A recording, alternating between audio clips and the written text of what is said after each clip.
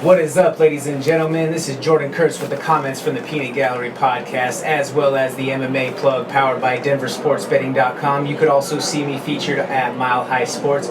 We have an elite guest here today. We have one of the hottest prospects in the UFC Flyweight division, Mr. Brandon RawDawg Royval. How you doing today, my brother? Good. What about you? I'm doing great, man. Thank you so much for taking the time. I know we're in the crunch right before you head off to Abu Dhabi, so thank you so much for taking a few minutes out of your busy schedule. All right, thank you, bro. Absolutely. Would you mind just talking up a little bit for me? Like up into it, or like just talk louder? Just talk a little bit louder, bro. All right, cool. I got you. See, that's the thing, folks, is Brandon is such a nice guy, and just away from fight, in the cage, don't get me wrong, he's a savage, but you will not meet a nicer, just more kind person and soft-spoken in that regard. Yeah, just quiet. I don't know. I mean, maybe I'm like chatty, but like I talk really low, and like I don't know. I definitely need to use my man voice. Say it with your chest. Say it with my chest. Exactly. But in lieu of, I know that you're going to be doing a lot of interviews in the next few days, and you're probably going to have a lot of people ask you the same 10 questions over and over who aren't going to watch one of the previous interviews that could have quickly gotten those responses. So I'm going to try to do a little bit different for you and keep it interesting just because of that. How's that sound? No, I appreciate it. Sounds fucking like I won't get bored during the interview. For sure. Well, the one question at first that I will say, because obviously this one is pertinent for there's obvious questions too that like would make sense to ask before a fight too. So I don't mind the obvious questions, like go ahead and you can go ahead and do your thing, man. Just feel free. Where can people follow you? Be Royval everything. Just be Royval or Royval or Brandon Royval. I think I'm the only Brandon Royval out there, so hopefully. I mean, put it this way, there's none better. Thank you, bro. I appreciate that. I'm gonna stay with that one. There might be someone else, but not exactly the same, same but different. Hell yeah. So, Brandon, you've got a big matchup that's coming up. Now, let's not talk the fight side of things. You pick up the LFA belt last fall. You did that here in your hometown in Denver. You then go out and you pick up a win in the UFC and get a finish against a very noteworthy opponent. What was the feeling like? Because you still train here in Denver. You're Denver born and bred. What was the feeling like coming back here home once you finally got that? Or once you achieved that pinnacle of what so many years worth of work had been building up toward? Like to let it settle in my mind, you mean? Like when I can kind of just relax and think about it? I don't know. I feel like it still hasn't completely hit me. But I don't know. Just super grateful, man. I feel like the whole entire time, it's all just gratefulness is really what I feel this whole entire time. And just happy that like I could end up even just being on the stage that I was at and just being able to showcase my skills, man. Just being able to like be in the UFC, have my name on some shorts, man, doesn't mean a lot, but like anytime you want to be an athlete, I think a lot of little boys want to be athletes, and just having your name on the back of a jersey or having my name on the MMA shorts is just like it meant the world to me. Having my name on like the UFC hoodie, is a Royval hoodie, oh man, it's the coolest thing to me, man. It was just happy I could go bring my dad back a Royval hoodie and have shorts to keep as my own memorabilia, So I don't know, man, it was just really exciting and like. Just like I guess like a goal completed in a sense, I'm like, all right, well, I could check that off my list, Definitely.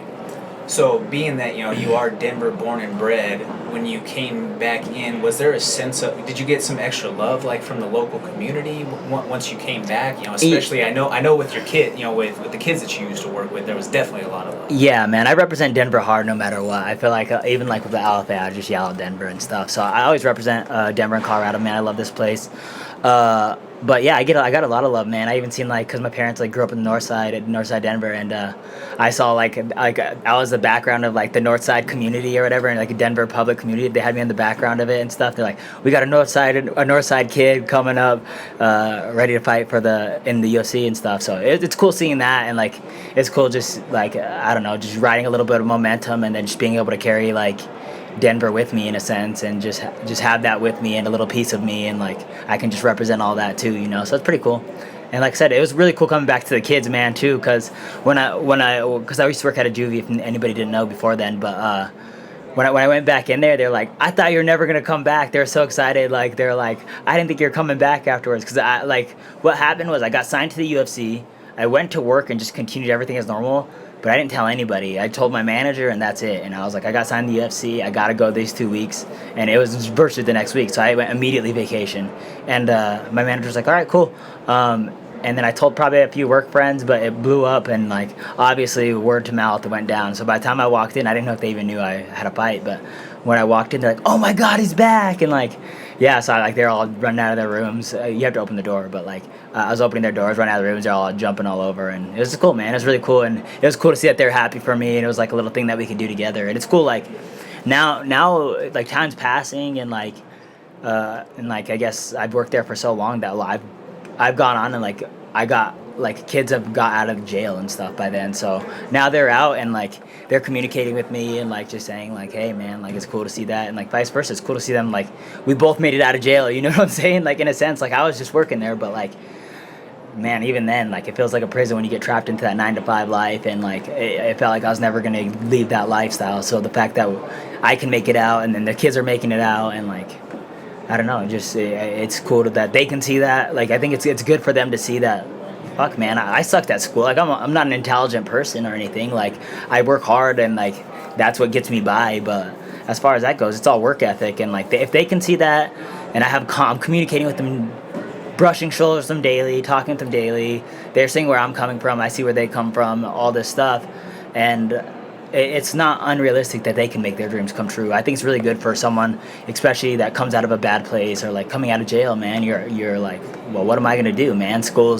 I'm behind in school or whatever it is, man. Like maybe, especially like some of the kids aren't like the education in Denver or wherever they're attending is not the best, man. And if you're in a gang or someone's trying to take your life, man, like maybe you're not even worried about school. Like why would your priority be school? Like like if you're going to school, that's an obvious target where you're going to be at too, you know what I'm saying? So like I think some of their last priority is school, you know. So I think it's really good for them to see that, and maybe it's me just thinking that, but like I said, I felt like we all accomplished something together too. It was like they're getting out of jail, I made it out of jail, like in a sense, and we're all moving on with our lives, and I wish nothing but the best for them. But like I don't know, like some of them get caught back up into that gang lifestyle and stuff too, obviously. But like I don't know, man. You just wish for the best for them, and maybe I can be an example or something, you know.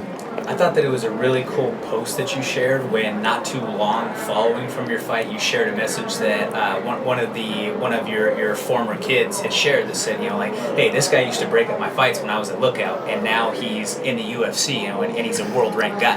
Yeah. Like, that's got to feel pretty cool though. It was just funny, man. It was more funny than anything. But yeah, man. Like it's just like I said. I just think it's good that they can see that somebody's making something happen. It's like I don't come from an educational background. I don't have a degree or anything. Like I'm not like I mean, like I get by, but like I'm not like by no means a wizard. I can't even find the words to describe what I'm about to be. You know, to come up with that. So for them to see that I can do it with just hard work, and they were seeing me. They saw me change my shifts, and they're like, "Why'd you change your shift?" Because I used to work all day with the kids. And they're like, why'd you change your shift? I'm like, oh, it changed because I'm MMA, man. I have to make MMA my priority, so I had to work overnights. So I was working overnights and just seeing them in the mornings and in the nights, you know. And we made those kind of adjustments, and they saw all that, man. They saw me make those sacrifices, and they saw it pay off too. Definitely. You know, man, I can't really help but think, like, especially this will go back to you put up a post up running in the mountains and the trails, like off of Green Mountain, Mm-hmm. and I just got a real feel of, like, you know, like, you're the prince of the city about to be a king. I appreciate that, bro. Like, yes, Denver has had some champions who train at some of the different schools throughout here in Colorado, but correct me if I'm wrong, I don't think that there's a native born and bred champion. Yeah, I don't know. Because not that I know of. Most of the other champions, you know, if you just think about some, you know, some of the current ones from within recent history. And granted, you know, Justin Gaethje, he was an interim champ, but Justin's originally from Arizona.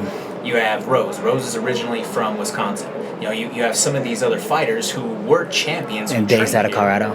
That were Colorado based, but I don't know. I would be shocked, or at least it doesn't strike me off the top of my head. And I'm usually pretty good with these things. Yeah. I don't think we have one who's born and bred.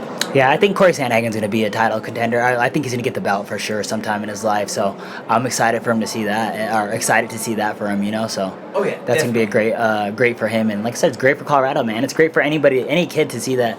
I always like when I talk about like when I think about Corey Sandhagen, it's like me and that kid we're the same age. I don't know why I'm calling him a kid, but we were like went through the amateur rankings. Like I watched him go from amateur to pro. I watched all of his amateur fights. I was on maybe some of the same cards as him, early pro, late amateur. So it's cool to see him do great things, and it's so inspiring. Even just for like as an MMA fighter, it's so inspiring to see him go out there and do great things.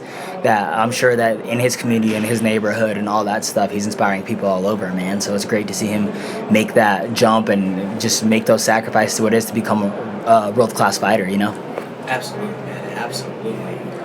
I want to ask you this: away from the cage, since you've gotten into the UFC, what has been the biggest change in your life that you've experienced? Oh, sleeping, man. I didn't I would sleep on my 3 days off or whatever. I'd be able to have a normal night's sleep, but today's Monday. Monday I would have got 2 hours of sleep for sure. So I have strength and conditioning today. I have morning practice. I had afternoon practice. We just finished up right now. And then I have an hour before I have to go to work, or I would have had to go to work. And I go to work till 8:30, then come right back to the gym. And in between all that training, I'd have 2 hours to sleep. And it was just something that an MMA fighter, any athlete, but an MMA fighter I think is the hardest sport. Wrestling, all gymnastics, those three are the hardest sports pretty much as far as anybody, if you ask anybody, that's the three hardest sports, and you're not getting recovery in your body, and my whole entire sport's damaging the body, even when I'm training with someone else, training partner looking out for me, he's still throwing kicks to my ribs, throwing kicks at my head, all this stuff, as lightly as he's doing it or as nice he's doing it, the fact of the matter is it's the hurt game, and I was getting hurt, and I was getting injured frequently, and like I said, I can heal now, I can have a full night's sleep, and all that, but the next real important thing to me is I can live my lifestyle. I think it maybe, I don't know if it was you that put a post out there, but it was you made it when you can wake up and do exactly what you want to do or something like that. It's something to that point, but I literally wake up and just do what I love to do every day, and it's so great, and it's such a cooler opportunities, man. I'm talking to people about trying to get into some helping gang reformation and stuff. There's been a lot of problems in Colorado, and obviously it's something near to my heart, and it's something that I really enjoy doing. Even though I quit my job, I loved it, man. I really loved that job, and it's something that was dear to my heart. I can do some volunteer work and all that stuff. So I'm doing what I want, man, and it's like I said, it's the most beneficial thing for me. And like I said, I think that, I don't know, it's like a dream come true every day. I wake up and I'm so grateful. I wake up at 8:30 or 8 o'clock, and I'm like, wow, I just slept. I almost feel lazy, man. I wake up at 8 o'clock and I'm like, what just happened? I don't know. It's just a dream come true every time, Well, that was going to be my follow-up to that was, now that you do have this time that you didn't once have, do you feel like, especially someone like you who, you're even the same when you fight, bro. You're almost ADD in the cage when you're fighting. You're just constantly just boom, boom, boom. Energizer bunny, never stop moving forward. So now that you do have a little bit of extra time out there, and not necessarily extra time in the sense of unused downtime, but there's hours in the day that you freed up. Yeah, exactly, man. And someone who is high motor at everything, does that, like you said, that makes you feel oh man, I'm not doing something yeah. So back in the day, man, it was I had to earn MMA, and it was all right, I gotta work overnight, not sleep, whatever, but as soon as I'm done, I get to practice, and that was the high point of my day is I get to practice, maybe sleep for an hour, and then I gotta go back to practice or whatever it is. But now I feel I'm resting on my laurels a little bit, because I just wake up and then I'm oh, I get to go to practice, but that's all that's necessarily set on my agenda right now. And I'm pretty new to not having a job. It's only been 3 months, so it hasn't been too long. So I'm still looking for other activities and stuff that I need to like I said, stuff to consume my time. But yeah, man, I don't know. I think it was really a hard adjustment period. I was my life's too easy right now. I'm resting on my laurels. Where what got me to the race was just fucking constantly chipping away at life, and just constantly chipping away and working and kind of burying myself a little bit. Now that I put myself in a good enough position to not have to do that, I'm grateful, but it also just feels like, oh, like I need to do more. I need to do this. I need to do that, and that's why I'm trying to get into stuff like that and like get into volunteer work around the community and stuff. Just because it's something that's like that means a lot to me, and it's something that I can do, and it's something that I'm already good at. And like I said, man, it's Denver, Colorado. Denver, Colorado right now it's crazy a little bit, and you know a little bit, but like Denver itself, it hasn't been this crazy in a couple in years and years, but the last 2 years has been crazy gun violence, gang violence, and you know violence begets violence. You know what I'm saying? Like anytime someone gets shot, it doesn't mean it's the end of problems. Someone gets shot, then the next gang's looking for revenge. And it really just doesn't seem like there's going to be a stop to it right now. And during the COVID times, man, it got way worse. I think people are just sitting at home. It's summer, man. When you have free time, man, the things don't go right. At least for me, when I was younger, when I had free time, I was getting the most trouble. I had surgery when I was younger, and I was getting in trouble a bunch. And like I said, I don't do well with free time, and I imagine most of these kids don't do well with free time either. So I need to occupy my time. So helping the community or doing something like that sort is something that I need to do, and it's something that's near to me. And I have free time, man. I have a little bit of a name behind myself now, so now it's even more important I do something, you know? Absolutely, man. And that's honorable. That's commendable. One thing I want to say, man, and this is just from like me as friend, fan, whatever you want to call it, student of yours, all of those things. Getting to see you on so many of these different media things now, like, dude, that is so cool. Like what I sent you the other day from MMA On Point. Like, MMA On Point is one of my favorite MMA content channels out there on YouTube. Oh, okay. And I mean, they put out multiple videos a week, just all cool lists and everything. And then for one of their most recent ones, boom, right away in the first like 15 seconds of the video, there's you right there at the press conference, with just that big cheese and smile right after your fight. Yeah. Just like, yeah, baby, like we're bees making moves. Yeah, so for me, man, I imagine for you, you enter the sport like when you started training and stuff. You entered first a fan, man. I love this sport. I loved everything about this sport, and like I never pictured myself being an MMA fighter, or like when I started jiu-jitsu, I started kickboxing or whatever it was. I wanted to be a good fighter. Like, of course, I think every little kid wants to be a good fighter. Every man wants to be a good fighter, like at least be like known to be a good fighter, or feared to be a good fighter. You know what I'm saying? It's beneficial, honestly, but like I think for me, like I was just such a fan, man, and I wanted to be good at the sport, and like I just liked it. And it wasn't like I wanted to go out there and have an amateur fight or anything, or I wanted to go out there and be a professional or whatever. It was just I was taking it in strides, and man, for me it was just like I love the sport so much, and that's what came first. So when I started, like when I went pro, and then like I was on World Series. I think the first time I was ever like anything notable, I was on World Series of Fighting, and they had me on MMA Junkie, and they had Brandon Royval versus Danny Maness, and I was like, oh my god, I'm on MMA Junkie. I was showing my friends, because like that was like when I first got a phone, that was the only like thing that we had, like was MMA Junkie, was how we looked up everything. And I was like, I'm on MMA Junkie, there's my name right there. And it was like you have to go into an article, click, scroll down, and then there's my name at the very bottom. And like it was the best day for me. And then like I started to become on these bigger cards, and then next thing you know, it's Royval versus Scoggins on MMA Junkie, like top reader. And I'm like, yeah, exactly. And then next thing you know, I'm like, what? Like, and I don't know, man. Like I said, this sport's like always just been like a passion of mine and a love of mine. When I take it in, it's just like almost unbelievable to me. Like I can't believe any of this stuff that's happening. Last UFC was Saturday or whatever. I was looking at the card, and every time it came up, I'm like looking for my name on the Adesanya card, and I'm like, Adesanya versus Costa, Rise versus whatever, like I can't say his name, Bohovic, yeah. And then right underneath, Kai Car France versus Brandon Royal, and I'm like, damn, they still haven't bumped my spot yet. Like I'm just waiting for them to knock me down, and me to be on the prelims, the pre-prelims, and like it hasn't happened yet. And I'm just like I don't know, man. I'm so grateful, but it's like unrealistic to me. You know what I'm saying? Like every time I've succeeded or something happened in a sport, like it was just so unrealistic to me, and like it was just something that like it was never anything. Like when I chalked up this stuff, like I'm saying this, like I love the sport and I'm working hard and all this stuff, and like.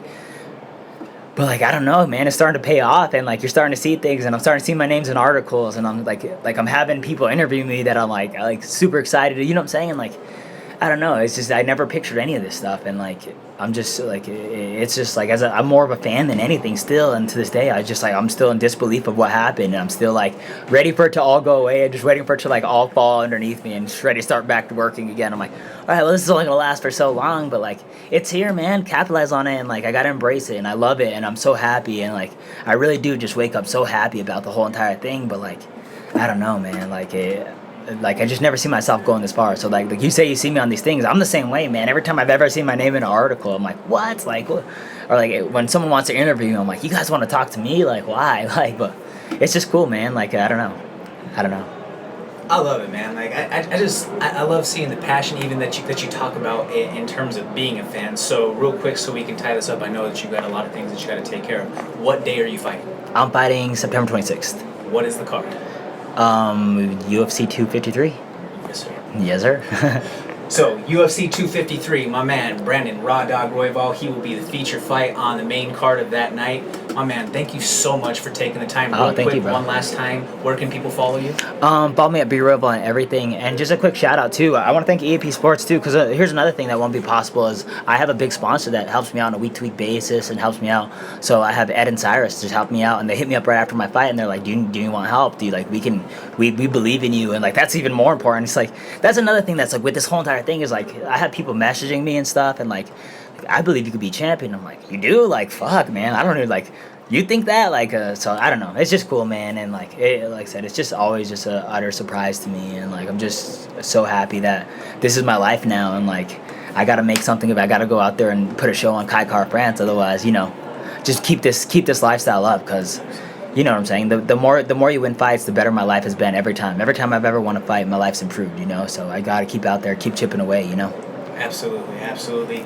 Ladies and gentlemen, this is the future flyweight champion of the world, Brandon Thanks, RawDawg Royval. My name is Jordan Kurtz. I'm with the Comments from the Peanut Gallery podcast, as well as the MMA Plug powered by DenverSportsBetting.com and Mile High Sports. Check us out. Thank you very much, and see you next time. Peace out. Thank you, brother.